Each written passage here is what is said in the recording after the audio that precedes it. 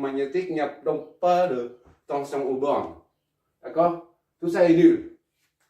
Là, I0, IL, 1, 0 est égal à 250 fois 0 plus K, AT à 0, plus K. Et 0, c'est nul. Donc, ça donne 0 plus K est égal à 0. D'accord? Soit K est égal à 0. Ainsi donc, pour tout appartient à 0 et 1, l'intervalle, premier intervalle, on a I, N, 1T est égal à 250 T au carré plus K, c'est 0, on ne met pas. Donc ça c'est en ampères. Voilà, notre premier courant par intervalle. D'accord? Et la dernière, pour le deuxième intervalle, maintenant. Mais ce sera terminé. C'est toujours le même principe.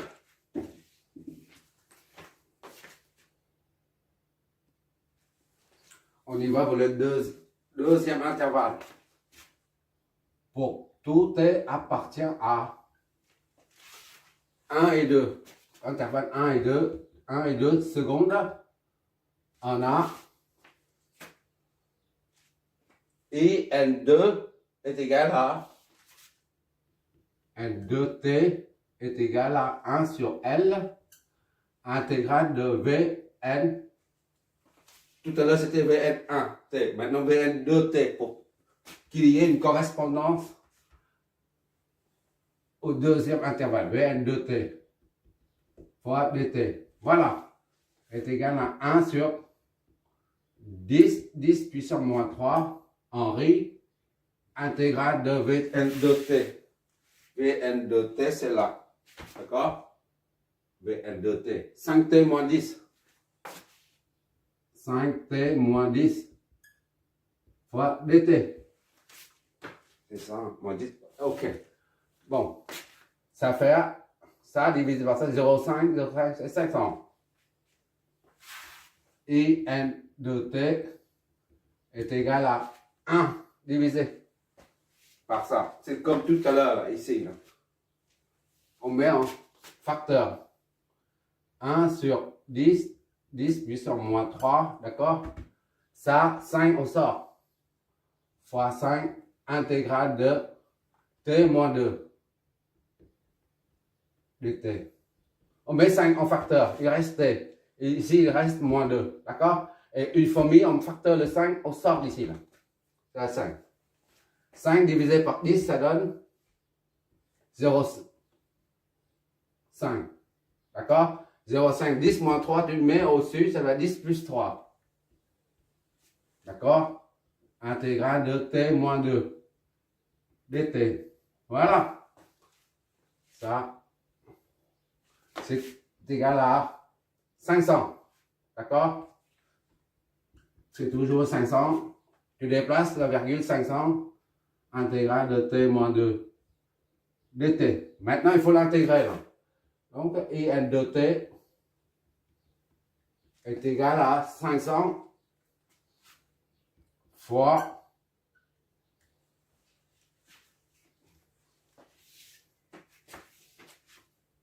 ça, c'est T au carré. T, on intègre, ça fait T au carré sur 2. Et ça, moins 2, on intègre, ça donne moins 2T. Plus la constante, disons K2. D'accord? Ça donne, multiplie, ça donne 250 T au carré. Et ça, multiplie, ça donne 1000. Moins 1000 T. Plus 500 K2. 500 K2. Poser, on pose. Poser K est égal à 500 K2. Pourquoi on a le droit de poser ça est égal à ça?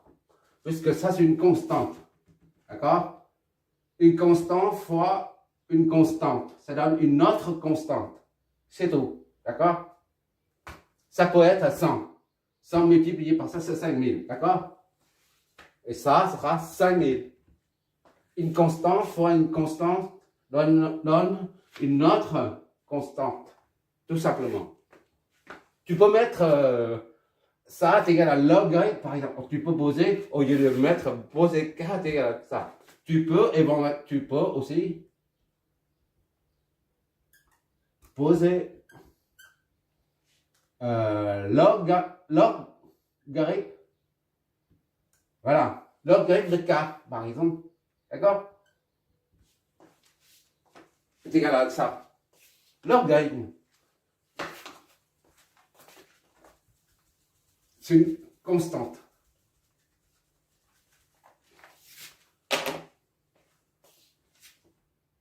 Donc, IN de t est égal à 250 t au carré moins 1000 t plus k. D'accord?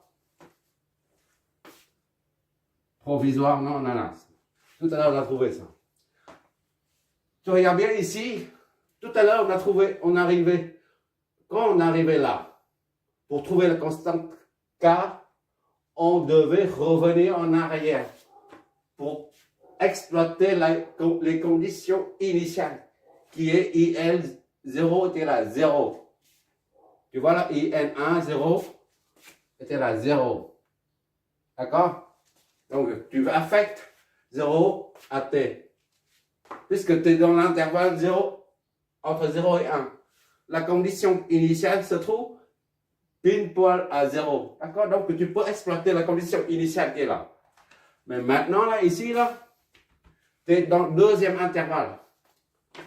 De 1 à 2. D'accord? De 1 à 2 secondes. Tu n'as plus le droit de revenir en arrière pour exploiter la condition initiale qui est t est égal à 0. Puisque on n'est plus à 0, on est à 1 dans l'intervalle 1 et 2. Tu ne peux donc pas utiliser les conditions initiales t est égal à 0 pour en déduire k. C'est-à-dire tu ne peux pas dire, voilà, IN2, 0 est égal à 250 fois 0 au carré moins 100 fois 1000, 0 plus k. Et tu en déduis k. Non, ça c'est faux, d'accord? Parce que ton intervalle d'étude se trouve à 1 et 2. T appartient à l'intervalle 1 et 2. T peut être nul. Ça, ce raisonnement, tu es à proscrire, d'accord? C'est à proscrire. C'est pas bon. Donc, tu ne peux pas, là, tu es planté, là. Tu ne peux pas exploiter les conditions initiales pour en déduire, pour calculer k. Comment tu vas faire? Bah, comment on va faire? On va exploiter la propriété de continuité. Comme pour un condensateur, on a dit, on exploite la continuité ICT. Ici. Et là, c'est la tension VCT. Pour un condensateur à VCT, il y a une continuité. Tandis que pour une bobine, tu vois là, la tension là? Tu ne peux pas là. D'ailleurs, ici, tu ne peux pas. Tu n'as pas besoin d'étudier la bulle. Ici, il n'y a pas de continuité là. La tension, il n'y a pas de continuité. À partir de 1 seconde, ça chute. Ça démarre à partir de 1 seconde. Ça monte 0 à 5 volts. Après, ça chute. Puis à partir de moins 5 volts, ça remonte jusqu'à 0 volts. Il y a une rupture brusque. Il n'y a pas de continuité. C'est-à-dire, ici, là, VL, là, VNT ou VST, là, pas de continuité. D'accord? Pas de continuité. Ça se voit à l'œil. Donc, on va exploiter la propriété de continuité du courant, INT. D'accord?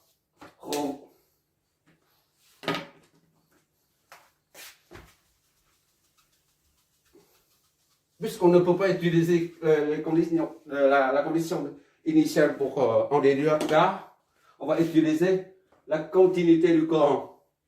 le courant, comme on a dit, ici, là.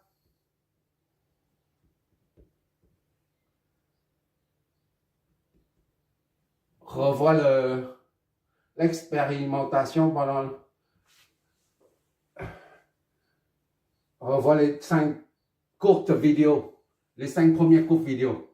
Là, il y a un courant. INT. D'accord?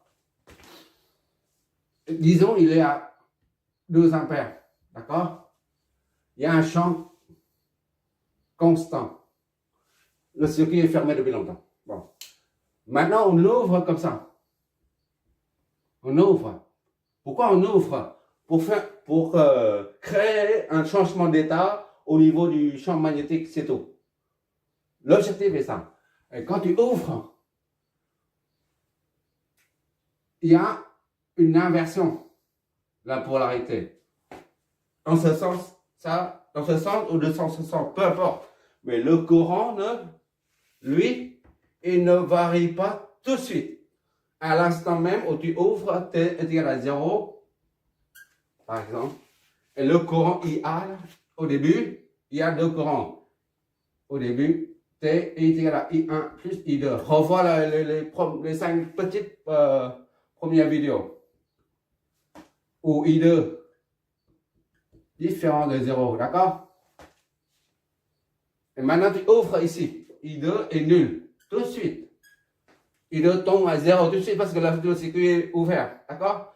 Mais ça, c'est égal à 2 ampères. Là, dans notre cas, d'accord? Mais lorsque tu l'ouvres, I2 tombe tout de suite à 0. Mais INT, là, reste à 2 ampères, même si I2 est nul. D'accord? Même si I2 est nul. Il ne peut pas varier instantanément. D'accord? C'est pour ça que on exploite cette condition, cette propriété de continuité du courant. À l'instant, T est égal à 0 moins, disons. Et après, T est égal à 0. Et T est égal à 0 plus. Juste epsilon derrière 0 là. Juste epsilon derrière. Epsilon T. Et ça, epsilon T après 0. I est inchangé. Inchangé. D'accord? C'est ça la continuité. Tu ouvres, il faut une petite quantité de temps qui s'écoule pour que le courant varie. D'accord? C'est pour ça que le courant reste constant au cas où tu ouvres ou tu fermes.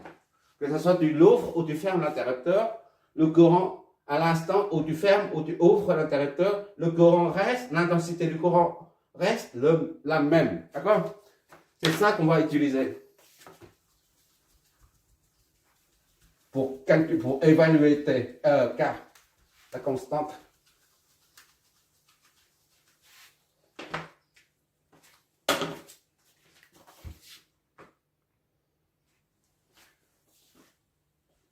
On va traduire maintenant la continuité. On va utiliser continuité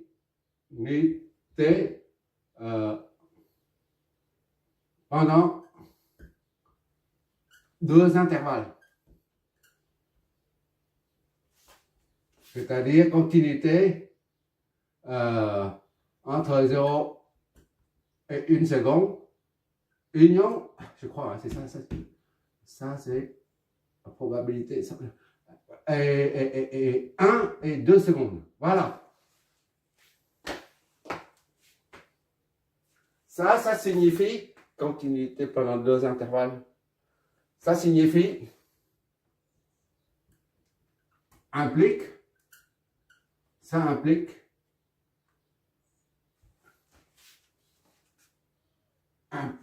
ça, implique. I, ça c'est pour I, N, 1, T. D'accord? Et ça c'est I, N, 2, T. D'accord? La continuité se passe à ce niveau-là, à 1, à 1 seconde. Tu vois là? Ici, là, c'est à ce niveau-là. La continuité. C'est pas à 0 ni à 2. La continuité, c'est là. Tu peux. Bon, c'est I. On va traduire ça. On va traduire cette continuité d'une façon mathématique. Mathématiquement, ça, la continuité se traduit comme suit. IN1 de 1 est égal à IN2 de 1. D'accord? Il y a une continuité. Le courant ne change pas pendant les deux intervalles. C'est pour ça que le courant du premier intervalle est égal à celui du deuxième intervalle. À l'instant, T est égal à 1.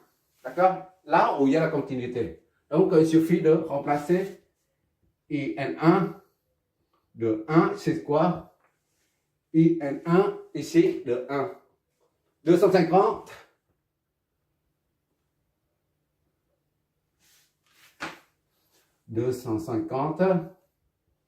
fois T. T c'est 1 au carré, d'accord? Et IN2 à 1 c'est ça, IN2, d'accord? 250 fois 1 au carré, d'accord? Moins 1000. T, c'est 1. Plus K. D'accord? Et maintenant, on va en déduire. Le fait que IN1 est égal à IN2 1, on égalise les deux. Soit 250 fois 1 est égal à 250 fois 1 au carré moins 1000, 1 plus K. D'accord? 250 fois 250 moins 1000 plus K. Ça simplifie, c'est 0 moins 1000 plus K. C'est-à-dire K est égal à 1000. Voilà. Ainsi donc, on a trouvé la constante K.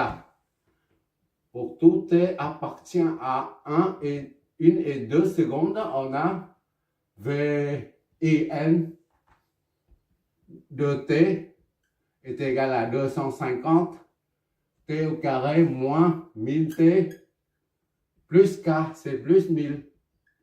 Tout ça, c'est en ampères. D'accord? C'est comme ça. Je ne fais pas de bêtises. Voilà.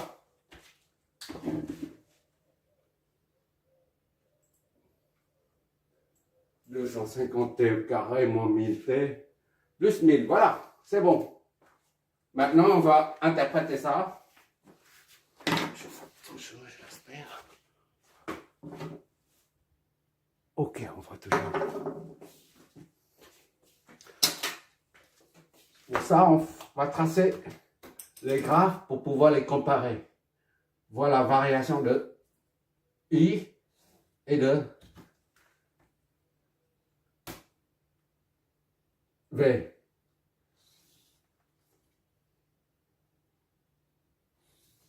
Voilà. Ça, c'est I et NT. Ça, c'est VNT. VNT. VNT. Et ça, c'est I NT. Voilà. VNT, on remet là, ici. 1, 2. 1, 1, 2. T. T. Ça, c'est ici.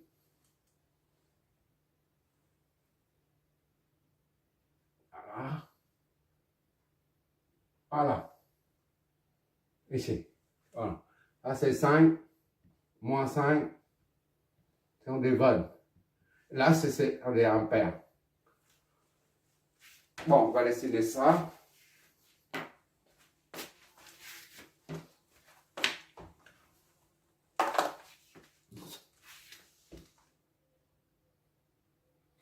Je rallonge parce que j'ai vu des paraboles, c'est pour ça que je rallonge un peu. Les paraboles, ça prend de la place. Voilà.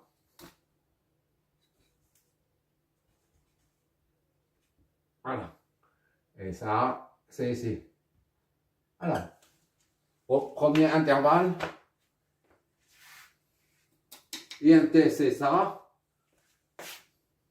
C'est une parabole, d'accord? Ça, sous forme de parabole. Elle fait comme ça. D'accord? C'est une parabole, T au carré. Et ça, c'est la même chose, c'est une parabole. Là, c'est une forme comme ça. Là. Mais il est un peu décalé. D'accord? Donc, ça, c'est... Ici, là, on a cette parabole. Là. Elle monte comme ça. D'accord? Et I, là, IN, pour le premier intervalle à 1 est égal à I, pour le deuxième intervalle à 1. Ça, c'est fait ça. Voilà.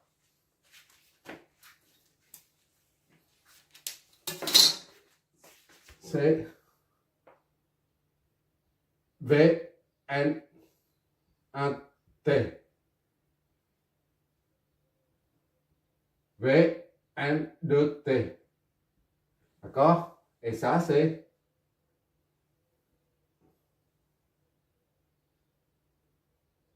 I, N, 1, T.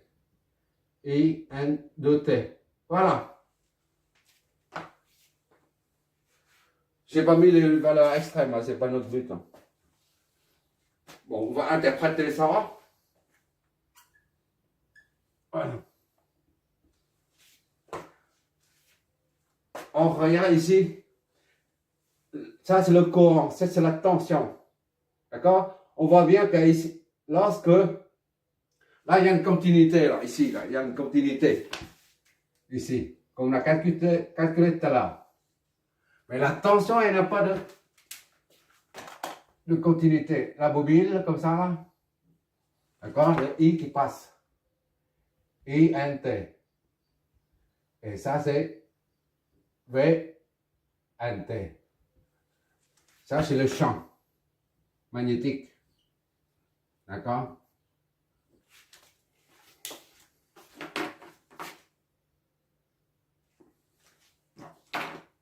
Bon, ça, c'est mon plus et moins.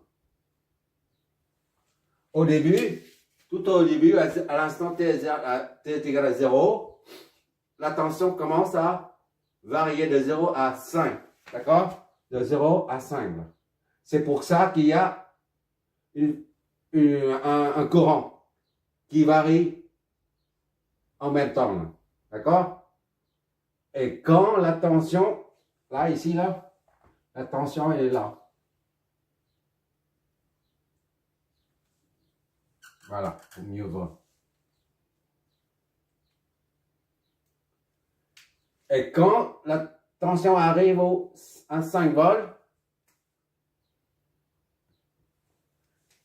elle chute instantanément à moins 5 volts. Mais le courant ne chute pas instantanément. Le courant reste à, disons, on n'a pas calculé, d'accord? On aurait dû mettre dedans même. Reste à, disons, X, Y volts, Y ampères. D'accord? Et après, quand la tension diminue jusqu'à 0. Le courant aussi diminue jusqu'à 0 comme initialement. Initialement, il n'y a pas de tension là. À 0, il n'y a pas de tension. C'est pour ça qu'il n'y a pas de courant.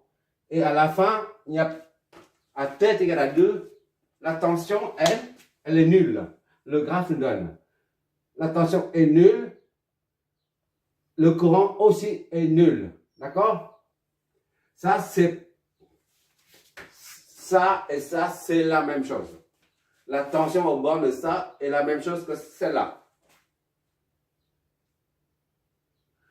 Nul ici ne veut pas dire le court-circuit, d'accord? Nul, la tension qui est nulle, et là, c'est qu'il n'y a pas de tension. La variation de la source est nulle. Ça ne veut pas dire que la bobine est court-circuitée. Quand quelque chose qui est court-circuité, c'est-à-dire la tension au bord est nulle et le courant sera maxi. Mais en l'occurrence, c'est la variation de la source qui est nulle. D'accord? C'est pas un court-circuit. C'est ce que j'entends. D'accord? Voilà, on a tout vu. Parce que s'il s'agit d'un court-circuit, l'intensité est maxi, est très grande. Et elle n'est pas nulle. Là. Tu vois bien, ici, elle est nulle.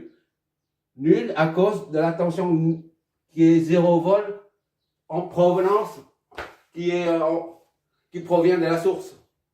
0 volt tire son origine de la source. 0 volt ne veut pas dire le court-circuit aux bornes de ça. D'accord? C'est pas un court-circuit. Des fois, on imagine, on dit, c'est un court-circuit, tiens, comment faire? Mais en fait, c'est pas un court-circuit. Hein. C'est la variation de la source qui est nulle. Bon, la prochaine fois, on va faire un circuit avec plusieurs inductances. Et ce sera la dernière fois où on utilise les intégrales de ce genre-là. On intègre. Plus tard, bientôt d'ailleurs, on fait pas d'intégration de façon classique. On fait des intégrations de façon classique là, parce que seulement quand on a des fonctions simples, une fonction linéaire comme ça là, 5t moins 10 ou ici c'est quoi déjà? C'est 5t, d'accord? Ou sinus moins 2t par exemple, ou cosinus, ou peu importe, ou cosinus hyperbolique par exemple. Mais quand il s'agit des produits, des fonctions produits, par exemple intégrer, ou à la limite tu peux intégrer une fonction fx, le produit d'une fonction par sa dérivée. Voilà, tu peux à la limite intégrer ça. Mais quand il s'agit des fonctions du genre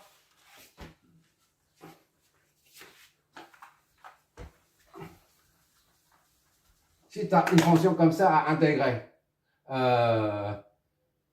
E de t sinus de t par exemple. Alors là, pour intégrer, c'est pas évident. De même, avec un t encore, t au carré par exemple, voilà, ça arrive souvent. Bon, comment faire pour intégrer tout ça? C'est impossible d'utiliser ce genre d'intégrale là. Intégrer de façon classique, c'est hors de question de procéder de cette façon, d'accord? On utilisera la méthode Laplacienne, comme ça. C'est un mec, Laplacienne, deuxième ou un N, voilà. Bientôt, on va aborder les intégrales beaucoup plus complexes. Et ça, on sera obligé d'utiliser la loi, les intégrales, Laplace. Ça, plus ça est égal à quelque chose. Entre parenthèses. Laplace de ça plus Laplace de ça est égal à Laplace de ça. Voilà. Là-dedans, il y a des plus, moins et des produits. Il n'y a pas de signe intégral. On fait des intégrales ou des calculs différentiels sans utiliser les t là ou les signes intégrales. D'accord? Merci d'avoir regardé.